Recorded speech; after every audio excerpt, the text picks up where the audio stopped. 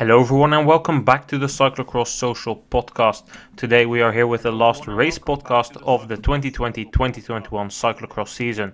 We will be talking about the Ethias cross in Sint Niklaas and the Sluitingsprijs in Oostmalle. With me here to do that are all our guests of this season, Tom. Good evening. Issam. Hello everybody. And Twan. Hello. We'll start off by talking about the Ethias cross in Sint Niklaas, the Waasland cross, that's how it's called. It was supposed to be part of the Soudal Classics, but it shipped to the Ethias cross a couple of weeks before because the Ethias cross had an open slot after the Ethias cross in the Parkos in Maldegem. That one was cancelled. Anyway, we will start off by talking about the men's race there. A very brief summary there was a start with already a very nasty crash. Ryan Kamp had some kind of mechanical with his chain. He crashed pretty hard, took down a couple of other riders, and luckily none of them was severely injured. They all managed to get away, and some of them started the race in Oostmalle the day after. But for the beginning of the race we had a pretty big peloton of 12 or sometimes even 15 riders at the front, but it was clear that Iserby, Aerts and Van Toornout were the strongest. These riders kept riding away with each other, but eventually they all started looking at each other and everything came back. Until with, I think it was 2 or 3 laps to go, it was Sweeck who all of a sudden stormed forward, opened the gap, but it was Iserby to chase down his teammate, but he came alone. He overtook Sweeck. Sweeck fell back. From there onward, Iserby went on to win, and in the background, Twan and Aerts managed to gear up second place in front of Michael van Toornout. So that win there for Iserby, that's what we should talk about mainly, I think, here. It didn't come entirely expected to me because last weekend in Brussels, he didn't look that strong. Indeed, yeah, Iserby hadn't won a race since the start of December, I think.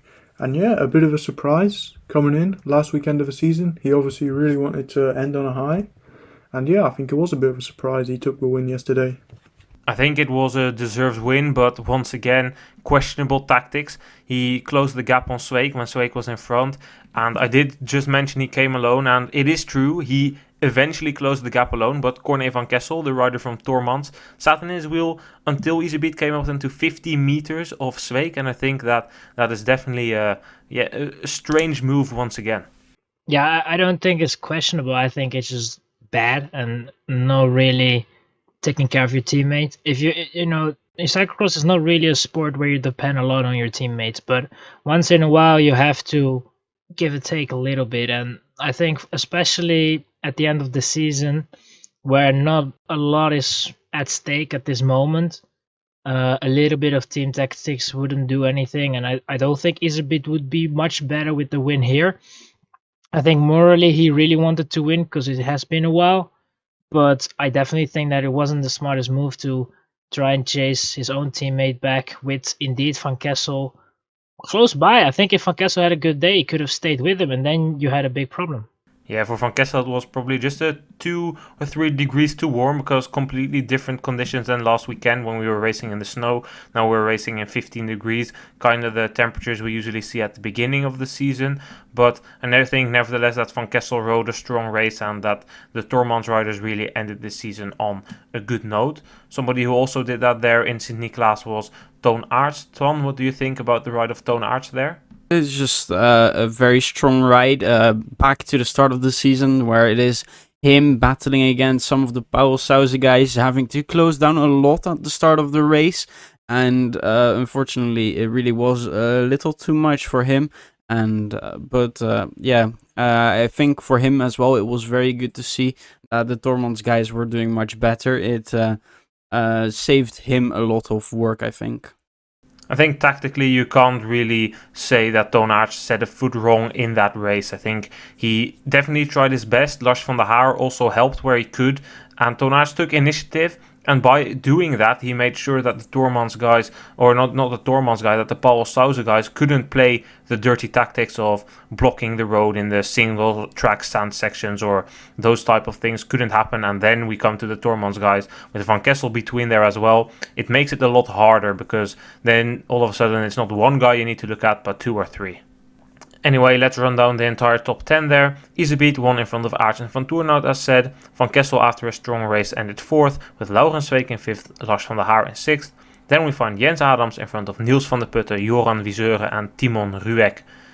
I would like to talk briefly about Twan and Ruegg. Another strong showing by him. I think definitely after the World Championships, he's definitely set a step and started coming in that top 10. Of course, some riders aren't there. But for a while, he also led the race. He looked to be in contention for perhaps a top 8 or something. What do you guys think about his performance? Yeah, I think it was great to see Ruegg again up there.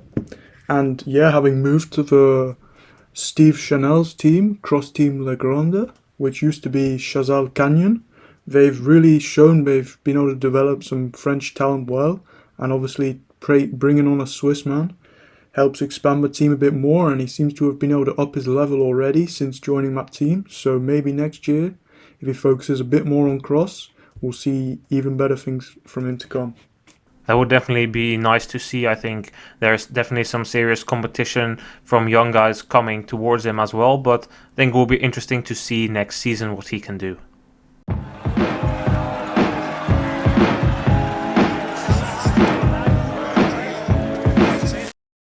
Well, then on to the men's race in the Sluitingsprijs of Oostmalle, the race that took place today. It was a rather boring race, if you ask me, because Sweeck opened the gap pretty early on in the race and nobody could respond. A perfect parcours here for Sweeck, a lot of sand, very dry parcours here as well. He opened the gap, and behind there was, of course, Quinten Hermans, who basically rode an entire race on the island, 20 seconds behind Sweeck, but also 20 seconds in front of a big group of chasers. A group of chasers that included Twan and Tom driving a very yo-yoing race. He first was able to be at the front when Quinten Hermans and Sweeck were still together. Then he dropped back all the way to 11th, but then he managed to bounce back and eventually still fight for podium, but there he ultimately lost out to his teammate Lars van der Haar. So here, this performance by Sweeck, another win for the Pauwels Sauzen bingo team. And I don't really think there is a lot you guys would have to say about this, because it just looked clear that Sweeck was the strongest rider here, if I'm not mistaken. Yeah, I think that every race that has sand included, Sweeck is always somebody to watch out for. And I think he just showed it again. He was the guy that, in my opinion, had a very good shape the last 2 weeks. But I think especially for this race with the sand, this was completely for him. He has the motivation still to fight it against these guys, and just a good win from him, and the best way to end off your season. However, we should not forget Quinten Hermans, a rather interesting story about him. He had a rest week this week, but his rest week is apparently not a normal rest week. He decided to go hiking in the Ardennes for 3 days, and he walked 80 kilometers. He only came at the start today to please his sponsors because he wanted to give them some exposure, and he still finished second. I mean, that's definitely the story for him. 80 kilometers of hiking is no rest week, and it shouldn't be in anyone's book, I think. But clearly, it didn't hurt his performance with some, great riding today in the second place. Lars van der Haar ultimately ended third, as said before. I think Lars van der Haar, for that battle for third place, Van der Haar did a good job, but that was a rather interesting race as well. Niels van der Putten was third at some point, and the commentator said, oh, Niels van der Putten will get third. And then he got overtaken by Jens Adams, and then they said, yeah, no, it will be impossible for Van der Haar or Aerts to come back and get third. And then Adams fell back, and then they were talking about Van der Haar perhaps, and they weren't sure anymore. Could Aerts potentially come back? They had already written Aerts off. They had said, oh yeah, he's falling out of the top 10. Maybe you should just be happy the season is over or just quit the race. Aerts, however, bounced back, got fourth. Very open battle there for third place. What do you guys think about that battle there for the third place? I think that in the end, Van der Haar, is always very strong at the end of the race, and I think it's very hard to say, especially at the last part of the season, who is going to do what and how consistent everything is going to be, because a lot of riders have fatigue, a lot of riders have a lot of problems at this point, are already thinking about ending the season and not going forward, and I think that just shown today as well. And Van der Haar, I think he was not really that bad yesterday as well, and today was also just in a very good shape, and managed to in the end do his fast laps and get the third place. Let's run down the entire top 10 then. Behind the podium of Sweeck, Hermans and Van der Haar, as said, we found Aerts. Then we found the two guys whose races we basically already discussed in one sentence. Adams and Van der Putten from third falling back to fifth and sixth. Still decent performances. In seventh, Michael van Toornaert in front of Jim Arnouts, Daan Soete and Dieter Sweeck in 10th. So let's talk about Jim Arnouts here. He is one of the riders who was retiring here in 8th place. He ended today. Another rider retiring was Mike van der Heijden in 21st. Do you guys have anything to say about not necessarily their races, but maybe their retirements? Yeah, well, I think it's always sad to see riders leave the cyclocross peloton. And yeah, I think Arnouts has had a pretty successful career himself. He's kind of never really been super in contention for the podium, but he's done a solid job at Telenet, or well, what is now Pauwels Trek Lines, and yeah, they've said he's really contributed to the development for some of the riders as well. So yeah, I think it's sad to see him go, and I guess maybe Pauwels Trek need to look at getting on some new talent now. I don't think they're necessarily going to be expanding their squad. Sven Nys was pretty skeptical yesterday in an interview with Sporza at the pre-race show. We won't go into that too much. He was mainly talking about the new World Cup. But I do have a question, because he said that riders of the second row, like Jim Arnouts, needed to go because the new World Cup was more expensive. Okay, but do you think that perhaps the decision by Jim Arnouts was made himself because of the new World Cup, that he is afraid that there won't be enough racing left for him next season, as he probably won't reach the selections of the World Cup? Indeed, well, yeah, if he's kind of struggling to make the top 50 of the UCI ranking, and it looks like there could be a few less races in Belgium next year, then yeah, he could try and make a living travelling around Europe, doing the smaller races like you see some of the other riders doing. But yeah, if he wants to make a career out of it, then probably his time is up, sadly. So I guess it's time for him to explore new avenues in life. Then the last thing about the men's race here, Eli Iserby, 16th today. Issam, what do you think about that? Yeah, I think Iserby is a little bit done with the season. In my opinion, probably was happy that he snatched the win the day before, and today just showed again that he was not really up for it to do anything. So I think he's not really doing he's not showing himself from the best side the last few weeks, and there are probably going to be a lot more people that think that Iserby is not really the most favorable rider at this moment in the peloton. So I just hope that maybe he's going to show himself from a better side for next season. Let's hope at least that he's going to do that.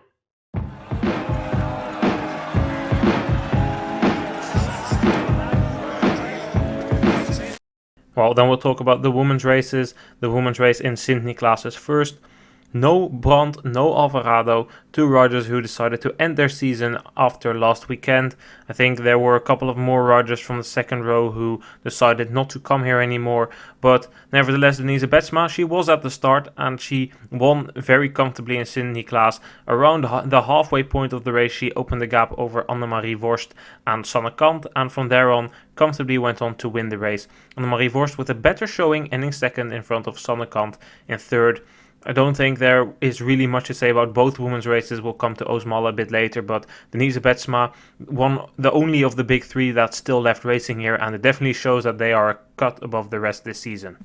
Yeah, I agree, and I think that that Betsema is probably one of the few at the top of the women's cyclocross that is still motivated, still willing to do. She's, every interview that she gives before the race, the last few races, she's still very motivated. Doesn't really moan about anything, and that's really nice to see that there are some riders that still have interest in the last few races, and I think she makes up for the others not being there. Antoine, what did you think about the ride of Annemarie Worst? A bit better than the weeks before. Now she's able to beat Sanne Kant and Fem van Empel. Yeah, I think this is the sort of level we hope that she can reach next season, at least like at the very lowest point.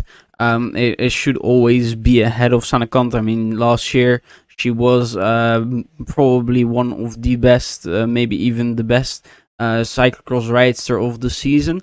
And this year, unfortunately, because of injury struggles, injury struggles, overtraining, it just didn't quite happen. And it's good to see her back up here today. As for like Alvarado and Brandmos showing up, I think it is better to just kind of end the season than right around 15th place, whilst you can clearly do a little more than that. About Kant, I don't think we should talk. I mean, she's third place. It's not bad, though. That's not what I'm saying. Third place, but it's just the position where Kant has been in the entire season. Best of the rest, basically. We can run down the entire top 10 then. We had Denise Betsema in front of Vorst and Kant, as said. Fem van Empel in 4th, Anna Kay 5th, Manon Bakker 6th, Eva Lechner, Aniek van Alphen, Ellen van Looy and Alicia Frank round off the top 10. Anna Kay here in 5th is once again a good showing by her, and this was her last race of the season in Sint Niklaas. 5th place, it continues the trend of her results going up ever since the World Championships. Yeah, I think she's really found her form late on in the season. And obviously a younger, less experienced rider. She kind of really developed over this season, and I'm sure she'll be hoping to begin next year on a high. And I really think we can kind of add her in the future, certainly, to the already strong Dutch contingent who are going to be battling it out for the win. Perhaps next year she might be more around Kant's level, and then in a couple of years for sure, I really see her battling with the likes of Brandon Alvarado at the front of the races.